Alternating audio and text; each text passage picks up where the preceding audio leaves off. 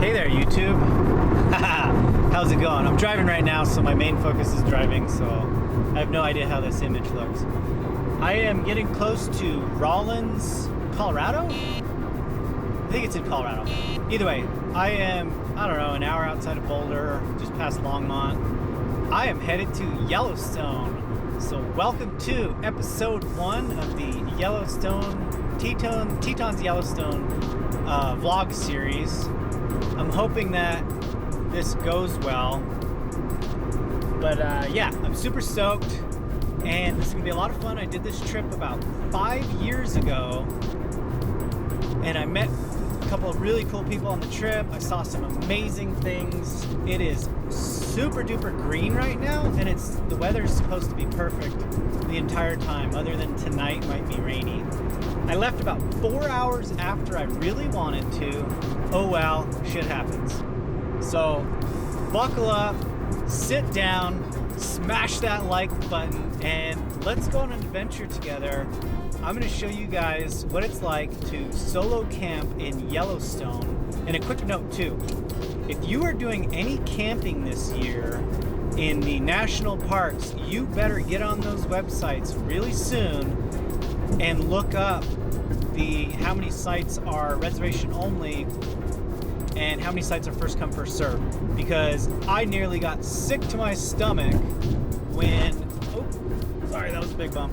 I nearly got sick to my stomach when I looked up the sites and I realized that 60% of them were reservation only. So look it up, find out when the first come first serve sites open, get there early.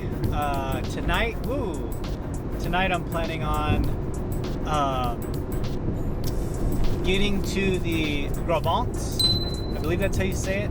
It's east of the Tetons. I'm not sure if it's in the Teton Park. I don't think it is. Just north of Jackson Hole, Wyoming. But yeah, that's my plan. I did reserve a site for tonight. Sorry, there's an exit coming up here. I reserved a site for tonight. It was about $40 OL. And tomorrow, Indian Creek Campground opens up. And I'm planning on getting there at like, I don't know, 5 in the morning. So tonight I'm pretty much just gonna park at that site and chill out, maybe cook some beans, and get up really early at like 2 or 3 in the morning. So come along for the ride. This is TritonTv, and you guys are in for an amazing video series. Thank you so much for clicking on the video, and I better focus on driving. Woo! Hey, what's up? Real quick update. I am in Laramie, Wyoming. Little tiny town, little tiny cow town. I just got gas. I gotta go. It's like 7:40 p.m. and I still have, it says 6 hours to go. I think it's 380 miles, so probably gonna be up till midnight or 2 in the morning. It's okay, as long as I get a site tomorrow morning. Just giving you guys an update. Alrighty, on the road again. I just got out of Laramie, like I said. I'm on I-80. I love Wyoming because the speed limit's 80. I'm going about that right now. And so I'm taking I-80 west to Rock Springs, but I'm getting off on Highway 287 north to Dubois? Some French thing or whatever. It's 7:50 p.m. June 10th. Yeah, I'll give you guys an update next time I get gas. I like to get gas when I get off at about 287, and that time I'm going to fill up my tank and get 5 extra gallons just because I know there's not a whole lot, and then I'll be able to top off when I get there tonight, and that way I don't have stinky gas in my car. Give you guys another update a little later on. Okay, I had to show this. I don't know if you can see it on the video, but it's really dusty. Look at that sun. It's really dusty and it's really, really windy. I've had like probably about a 20 mile an hour headwind, gusting up to about 40, 50 miles an hour right now. Pretty crazy. Get a load of that. This place is called Sinclair. Whoops. And I know there's a gas company, refinery company, gas station called Sinclair. I wonder if, oh, there we go. I wonder if that's the company that owns this big refinery. I always find it fascinating when you find random refineries out in the middle of nowhere. It's like, who decides, hey, let's put a refinery here? It must be maybe some deposits nearby, or maybe they just have to have them every so couple hundred miles or something. So, update. Let's see here. Man, it looks way brighter than it actually is. So here's the update. I am just outside of Rawlins. I've gone 93 miles since the last stop. And, woo, stinks here. It smells like refinery for sure. So yeah, I went about 93 miles. I'm gonna get gas here again and also get 5 gallons. I think I mentioned that already. It's just a good idea at this segment of the trip. The next stretch is like 300, 200 miles or something. And there's only like 2 or 3 gas stations. And one time I went through here and I barely made it to one of them because one of them didn't have gas. So I just think it's a good idea whenever you get to more spaced out gas stations and rest areas to play on the side of safety. Plus, I know I'm going to use the gas, so no big deal. So yeah, here in a sec, I'm going to get off Highway I-80 or Interstate 80 west and head northwest, west 287 from Rawlins. So yeah, I'll update you guys when that happens. I'm gonna get out of the car, stretch for a minute, and get some more gas. I know it's a lot of updates in this video, but this video is just kind of me getting there, and who knows how many of these stops I'm gonna edit out, but kind of just want to show it. It's a long drive. It's like 8 hours from Boulder to what are they called? Gros Ventre, spelled Gros Ventre, but you say it Gros Ventre. I'll update you guys in a sec. Alright, I have about 2/3 of a tank. Here's one of the last gas stations out of town. I'm gonna go ahead and get some fuel here. Let's see if they have premium. Alright, I'm about to get out just to show you guys the wind. It's freaking insane right now. I don't think I've felt sustained wind like this in like forever. Alright, I'm gonna get out and walk behind here. I don't see anything open. I think I may or may not pee behind this building. Check this wind out, it's crazy. Alright, here goes nothing. Let me set the camera down. Here we go.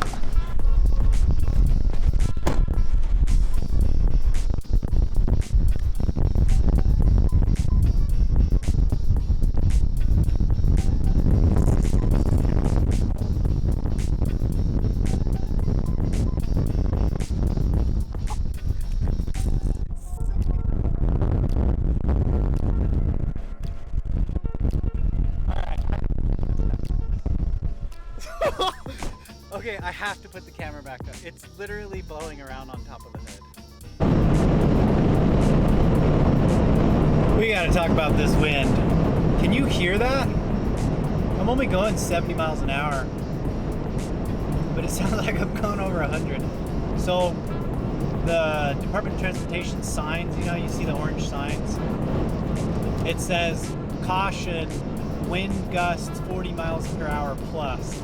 Like I said, this is insane.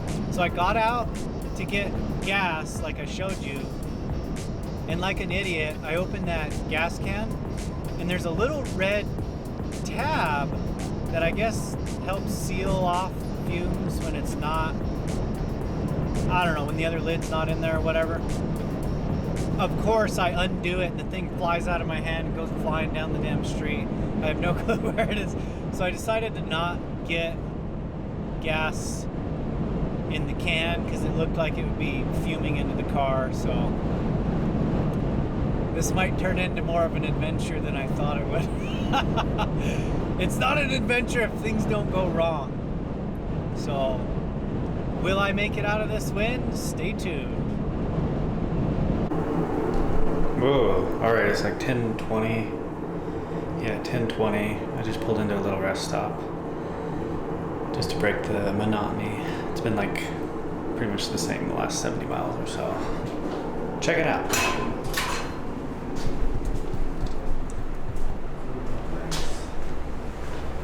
Little map.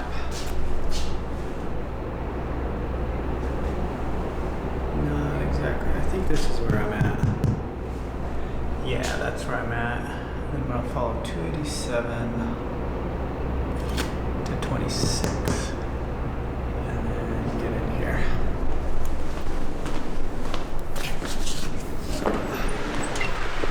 Got many of these.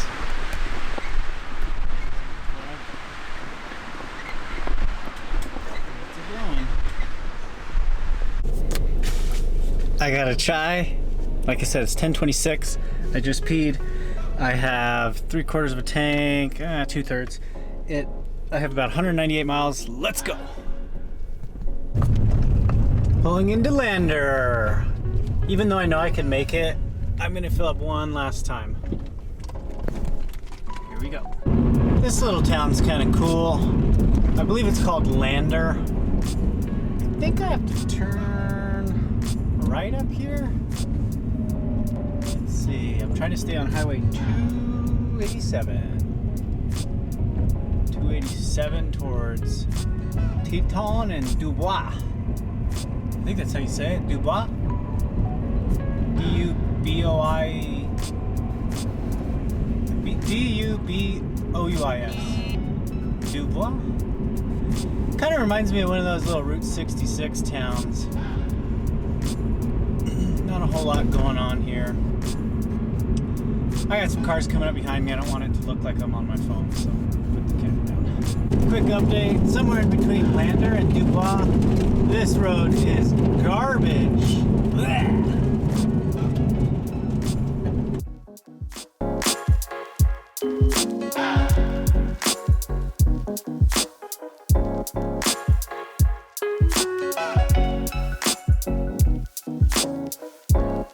Yo, I just made the turn where you can go up to Yellowstone, I think. What do you think? Let me look at the map here. Yeah, I do believe that the turn that I just passed goes, yeah, I believe so. Goes north into the Tetons. Yes.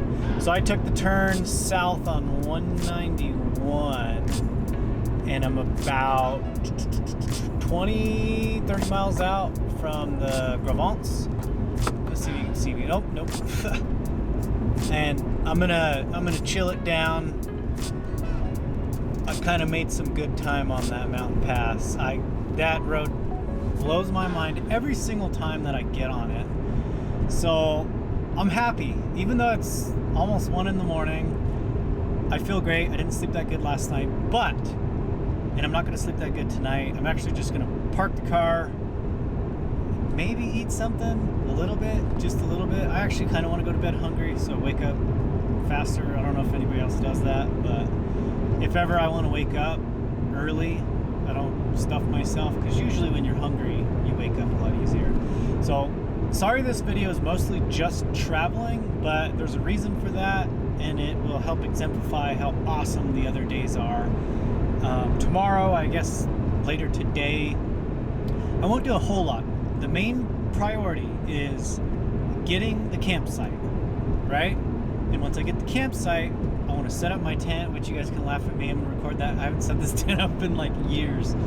So I'm going to set up the tent. What is that? Oh, it's like a truck.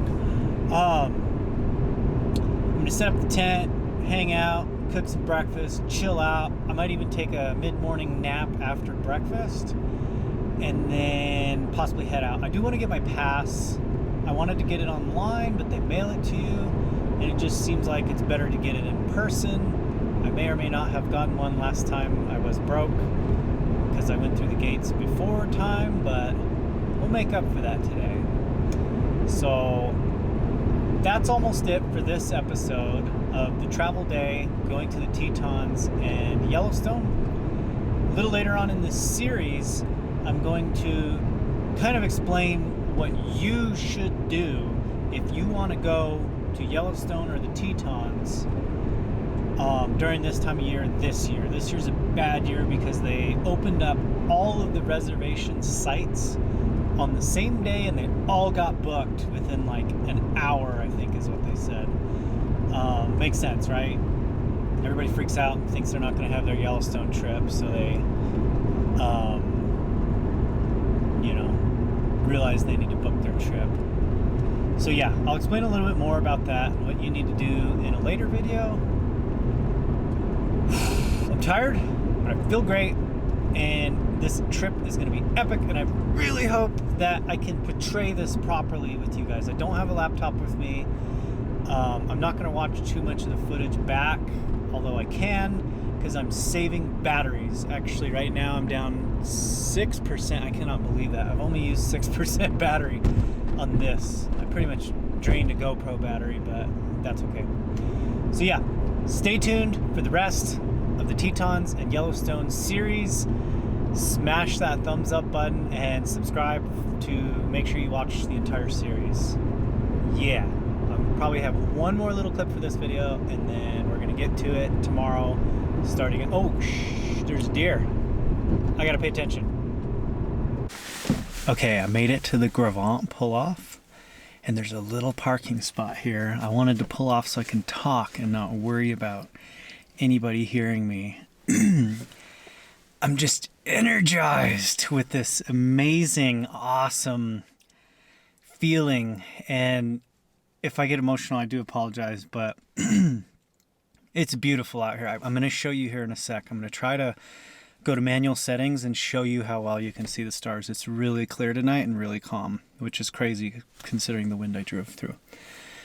And I'm going to take a few long exposure shots right here, right now, because it's amazing. I honestly don't even know if I'm going to be able to sleep. I might just go check out the site and then, you know, lay down for 2 hours. It's so amazing. I remember when I was a kid, I grew up in a town that you could see the stars just like this. And that's all I would do. I remember all summer long, there was nights where I'd fall asleep on top of my mom's roof. I'd just stare up at the stars and watch the satellites go by, and there's something quaint, maybe that's not the right word, but there's something comforting about the night sky and just watching the stars go by. I mean, this is what humans did for the longest time ever. We just stared at the star all winter long, all, you know, summer long. Man, it feels good to be here. You know, a lot of people frown, or they have a weird misconception about solo travel.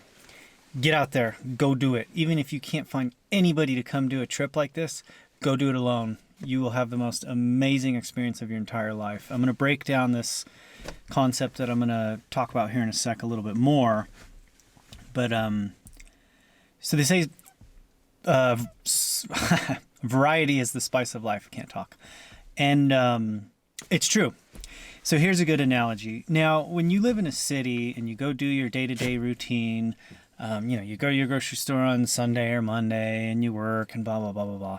You kind of blend in. You become part of the scene. You become kind of like a normalized function, if you will, of the equation of a city. And when you travel, it's not the case, because you're the odd man out, odd woman out. You are the different thing in the equation, right? And you're so much more alert, you're so much more aware, you're seeing what's going on, and because it's new to you, it's fresh.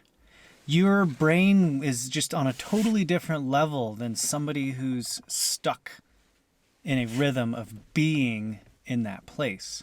I call it being activated.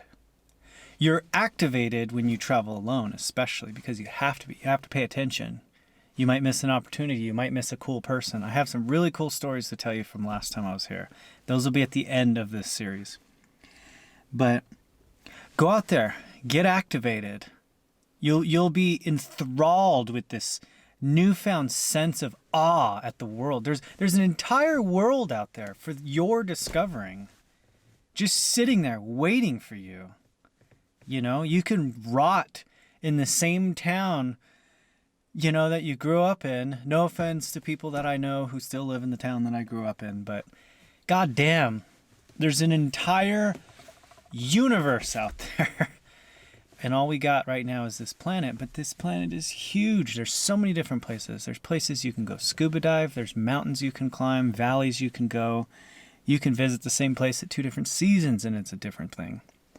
I just kind of wanted to unload those thoughts to you. That's the entire reason why I created a YouTube channel, was to show my philosophy and show my experiences to the world, things that I think are worth sharing. And that's why I like the video format. I like being able to cater the entire experience. Let's check out these stars.